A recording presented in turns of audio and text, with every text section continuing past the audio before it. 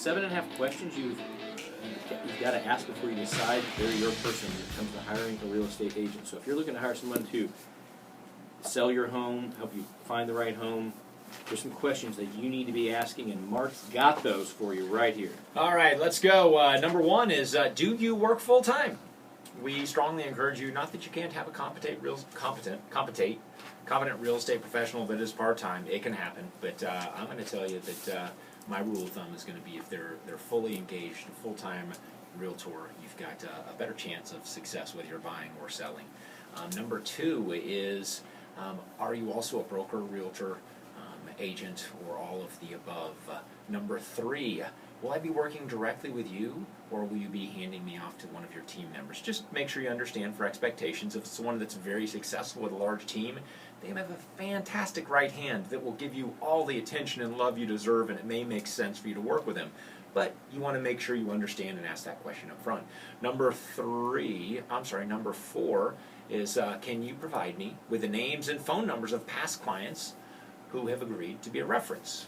Always check references, folks. Doesn't matter what work you're going to have done, where you're going to go, what you're going to do, check the references. Another easy way in this regard is get on Angie's List, see if they're listed there. Get on Google them, see if there's any reviews for their services on there. Another way to check. Number five, how many years of education and experience do you have? Number six, in which neighborhoods do you primarily work? This is important, folks. Do they focus on, are you on one part of town, and the majority of the houses they sell or the buyers they represent are on the other side of town? How much market familiarity do they have? This is important not only as a buyer, as for a buyer's agent, but also for a seller's agent. More important for a seller's agent, I'd say. We can't even stress this one enough, because as far as geographic location goes, I mean, real estate is extremely area specific. Even as little as 5 miles, 10 miles difference from one spot to the next can make a big difference in the way homes are marketed, sold, all those kind of things. You need to know that the person that you're working with knows your market area, has a good idea of what's been happening there. It's huge. You got it. And number seven is dovetails right into that, is how many homes have you closed in my neighborhood? Let's get specific. How many in my neighborhood have you closed? Doesn't matter if you were the buyer's agent or the listing agent. How many? And then the last question we're going to have you ask, which really takes all those questions you already asked together and puts them together.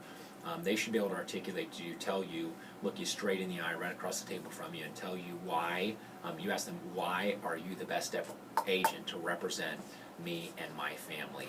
And if they use the information that they've given you, number one, because I sell more homes in this neighborhood than any other realtor, or I've sold homes in this neighborhood for the last 10 years. I'm going to be your dedicated specialist, and I'm going to be available to you at the times you need me, with my flexibility or my team's flexibility, so that we can show you the houses right when they come on the market. Number three, I use technology to stay up with the current trends in housing, prices, new listings, etc. Whatever, all those reasons, why are they the best fit for your family? All right, folks.